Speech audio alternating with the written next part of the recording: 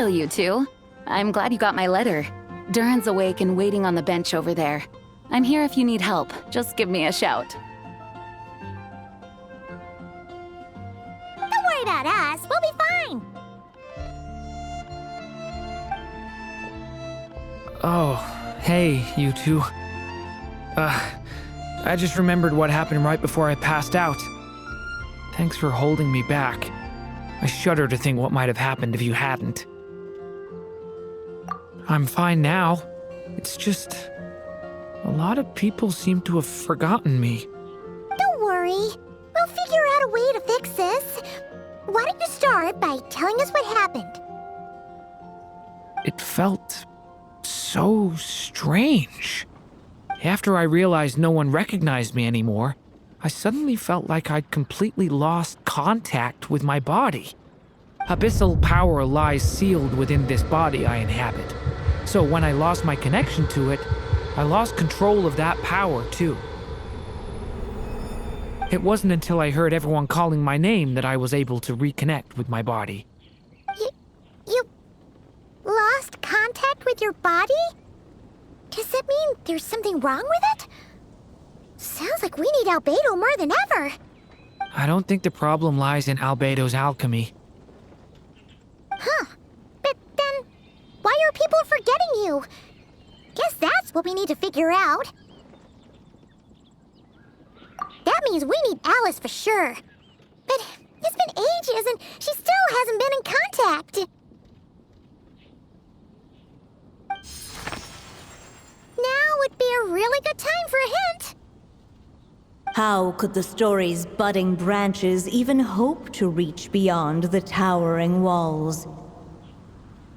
Leaving the castle, the witch went off in search of the tallest, grandest tree in the whole world. High up in the canopy of that tree, she sought a resting place, a refuge where the little sapling might take root.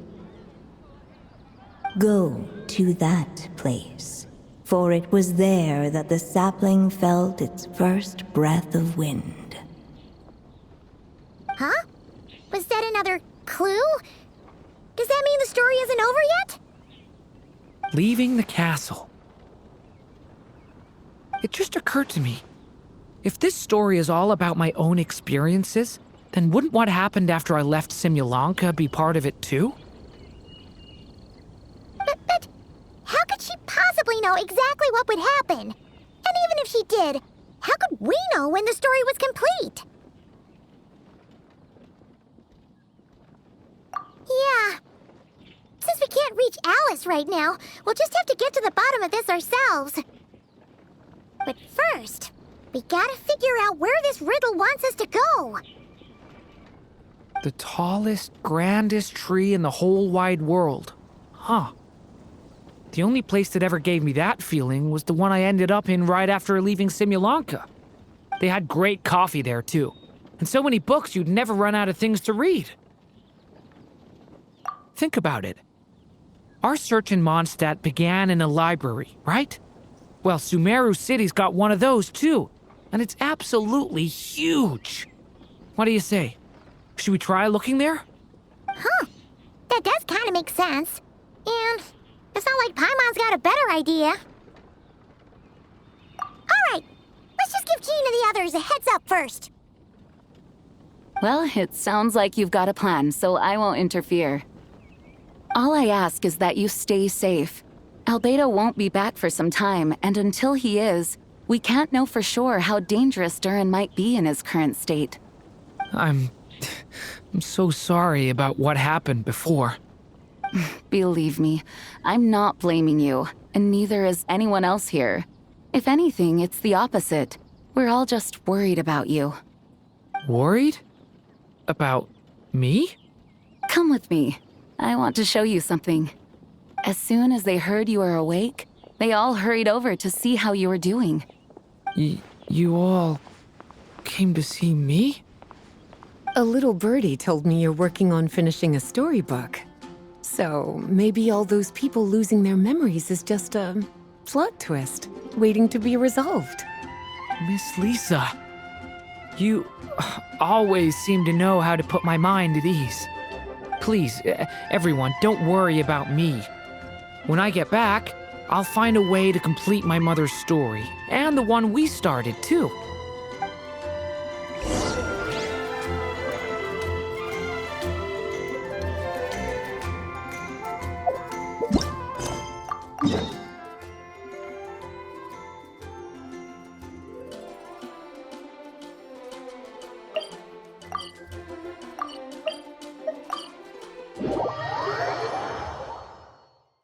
Emotions are like a raging torrent that surges through the mind. More often than not, if you try to hold them back, you'll be swept away by their unstoppable force. And if you try to ignore them entirely, you'll end up tearing yourself to pieces.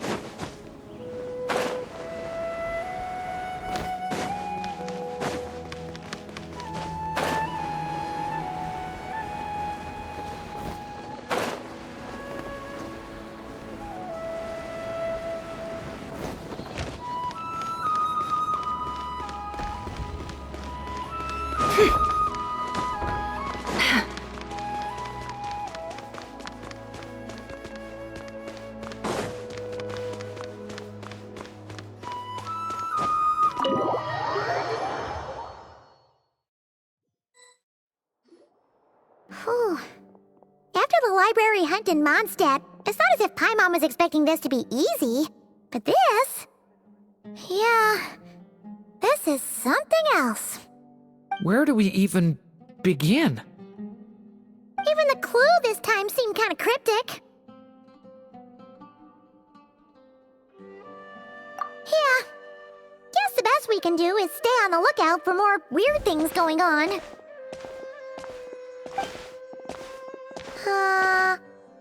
Huh? Sorry, what was that? I'm here to return Volume 5. According to the catalog, Volume 5 of this series is not available for loan. I can't accept the return of a book that was never checked out in the first place. Let me put it this way. My copy is complete. Yours, on the other hand, is missing large amounts of content. So you should swap it for mine instead. Sir, you have to understand. Managing a library is a serious business, and we have protocols in place for this kind of thing. I can't just replace an important volume in our collection based on nothing more than your word. Hey! Look what the Wandering Tom dragged in! Oh, it's you. And, what is it you're doing here? I'm a traveling scholar, as you know. Isn't a library the most natural place for me to be? Well, the last time we saw you was all the way in Notcry. Paimon just didn't expect to suddenly see you in Sumeru, that's all. There were some things I needed to come back and take care of. Some documents had gone missing, so I tracked them down, restored them to their original condition. And now, I'm here to return them. And considering what I'm planning to do next, it feels like a weight off my shoulders. What's going on with you, huh? You look like a kicked puppy. Hat guy. Ah, at least you haven't forgotten about me. What's that supposed to mean?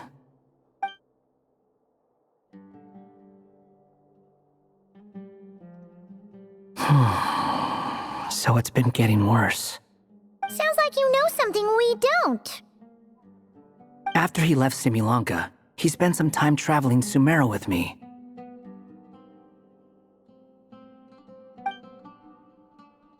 I was working on several texts at the time, and I stumbled upon something strange.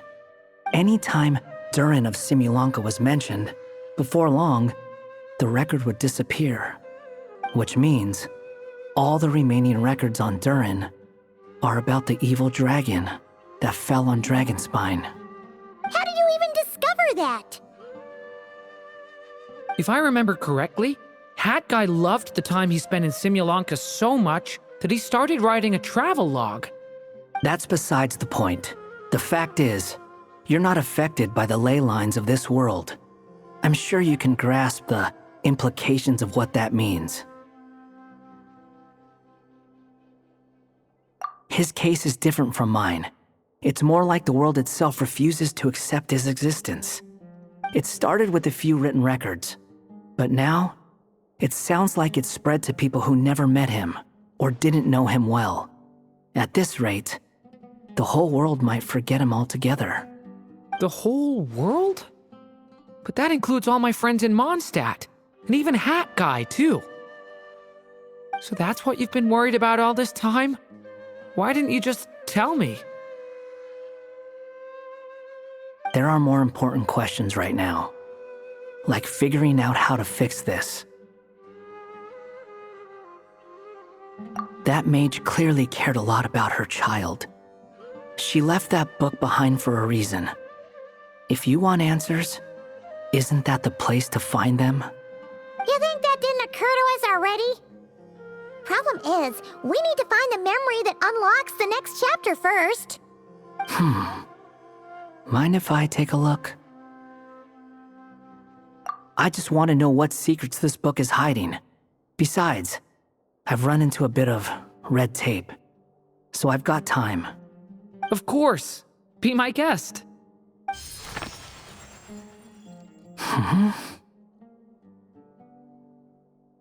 So, the memory we've been looking for was about you all along?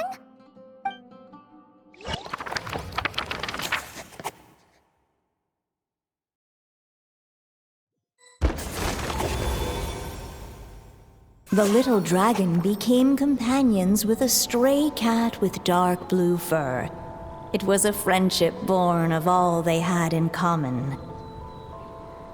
He left his castle at the stray's invitation, setting out to explore the world beyond its walls. There, he grew fond of the outside world, eager to make friends and share the story of his life. Taken by the dragon's story, the stray tried to write it down. But he soon realized that no matter how he tried, it would always warp into the evil dragon's tale.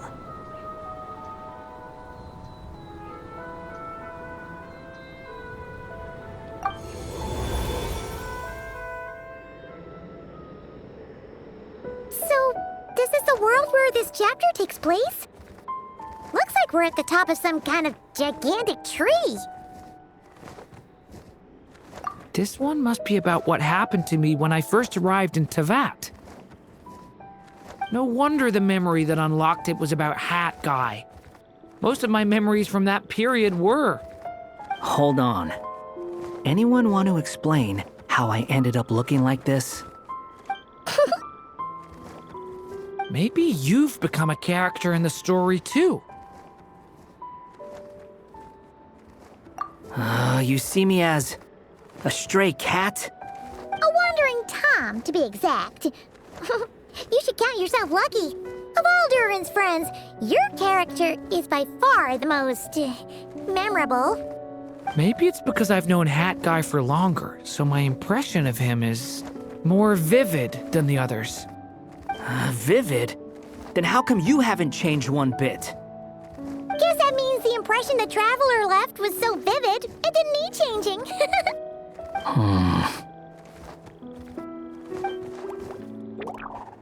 Hello, everyone!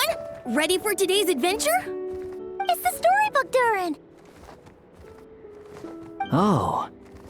So you're not playing yourself in this one?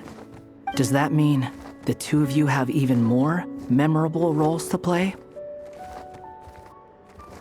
Where are we going today, kitty cat? Whatever. Just follow me. Same as always. Okie dokie! Can we chat along the way? If you have something to say, just say it. Was that seriously how the two of you communicated when you first got here? Yep. Anyway, how do we get ourselves out of here? Usually, the narrator gives hints to help us figure out what to do. Speaking of which, about time we got some of those, don't you think? The story's vines had woven themselves together into a giant tree, the boughs of which a little storyless dragon now paced, homeless among its leaves. He had to find a way to leave this place and set off in search of a home of his own. If he stayed, the world would erase him from its memory altogether. To leave this place? But where am I supposed to go? The little dragon felt completely lost. Just like the vines, the road ahead branched off into different directions, twisting and turning before disappearing into the mist. But as luck would have it, a prophetess waited up ahead. Perhaps she might know where each path might take him.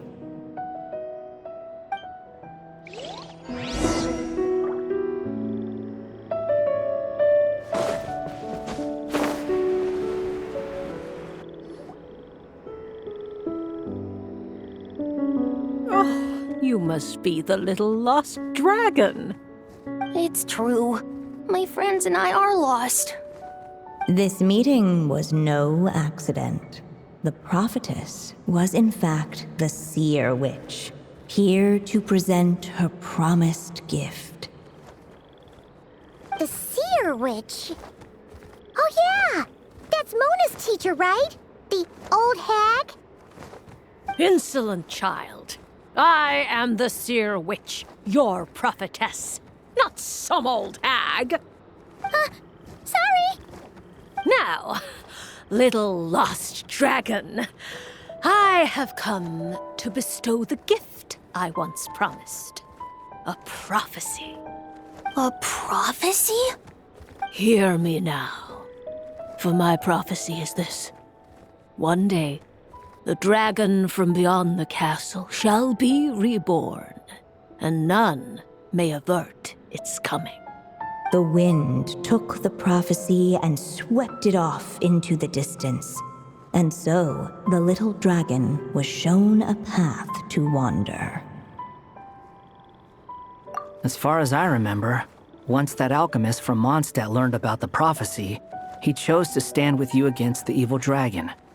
So, what does any of this have to do with you being forgotten? Oh, wise witch of prophecy. Could we trouble you with another question? As enigmatic as she was elegant, the seer witch spoke no more, for her thoughts had long since returned to the starry firmament above. Just when we actually needed her. The seer witch was my mother's friend, so the prophecy she just gave should turn out to be helpful. Well, it's not like we've got better options. But if all we need to do is leave this place, which path should we take? Why don't we take a look around?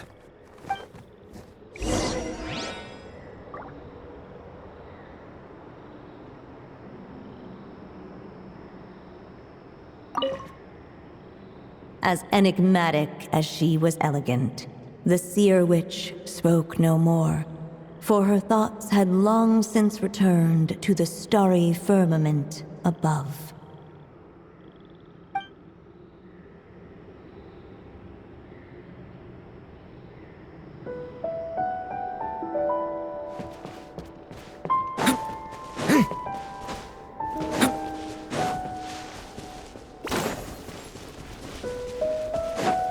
The wind kept blowing, but the little dragon had not yet resolved to follow it. Before him lay a foggy path, and where it might lead he could not tell.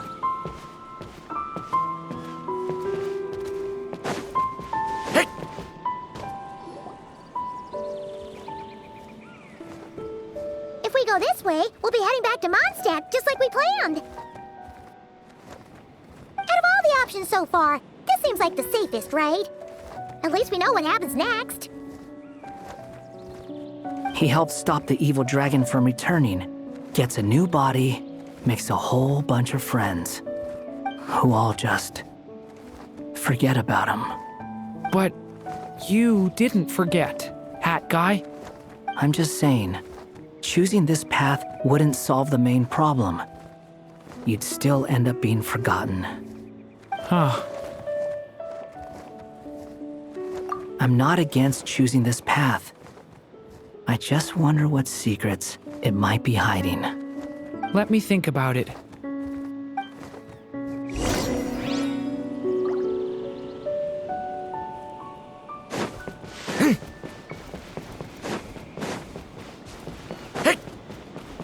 I still think you should keep going, little dragon.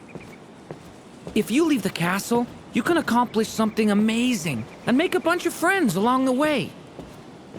Really? Then let's go! Unable to preserve his story, the little dragon wandered astray. Fortunately for him, a certain prophetess had left behind a prophecy to guide him. The wind took the prophecy and swept it off into the distance, and so the little dragon was shown a path to wander. Following the wind's guidance, the little dragon made his escape. In turn, the prophetess affirmed the little dragon's choice, leaving an extra secret as her parting gift. Now that you've made up your mind, I shall keep my promise by explaining fate's little trick. Long, long ago, the gods of the high heavens gave the world outside the castle a magic of its own. They called it storytelling.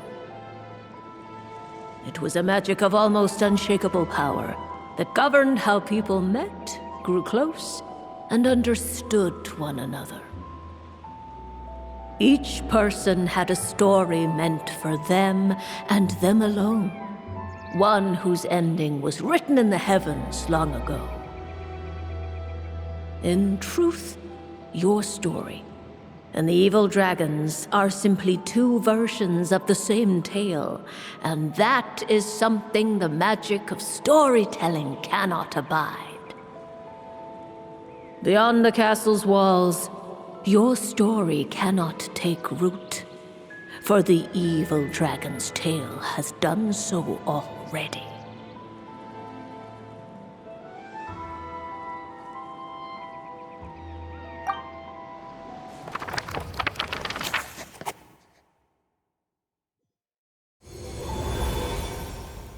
So, that was the secret? Huh. But what does that mean? You still don't get it? Simulanka Durin and Tevat Durin share a special kind of connection. Their fates are mirror images of one another. While they were in two separate worlds, there may have been some mutual influence, but their fates were independent. But when Simulanka Durin came to Tevat, a version of his fate already existed there. So, how can two fates exist at the same time? The answer is, they can't. The rules of this world don't allow it. You can't return a book you never checked out in the first place. So, what's Durin supposed to do?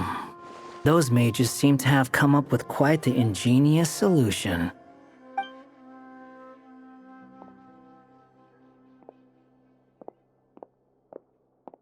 I'm here to make a return.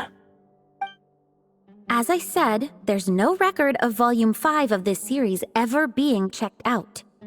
Then just think of this as Volume 6. Based on what I know, the author was planning on publishing another volume anyway. The catalog does have a slot reserved for Volume 6. So, this is it? Sure, let's go with that. All you need to know is, I'll be the one writing this series from now on. You...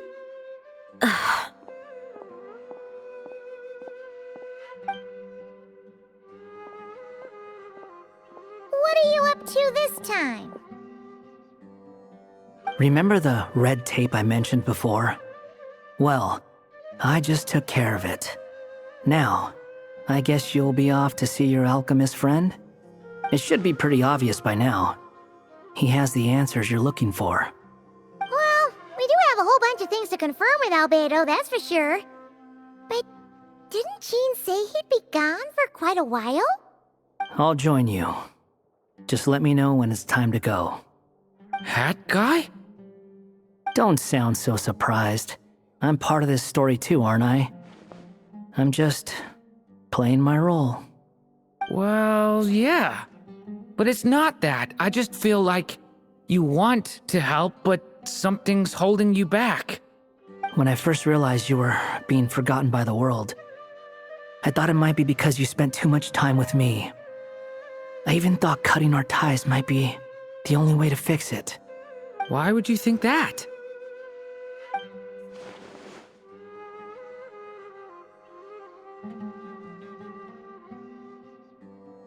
It doesn't matter now. Judging from the answer this book has given us, I was probably overthinking it.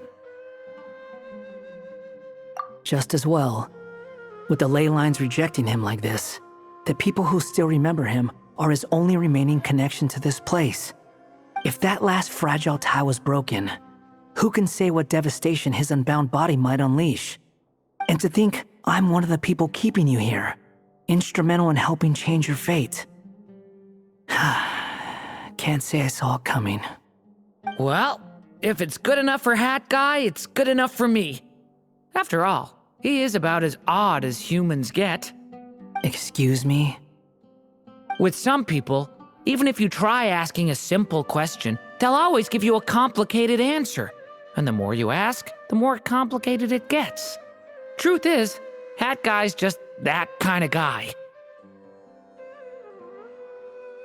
Whatever. All I needed was a yes or no, so we can quit it with all the back and forth.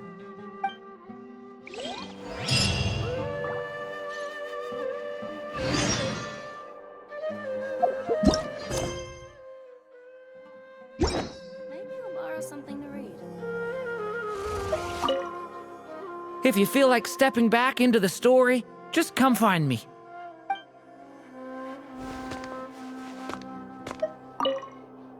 I'm sticking around for the next few days. So, when it's time to go, you know where to find me.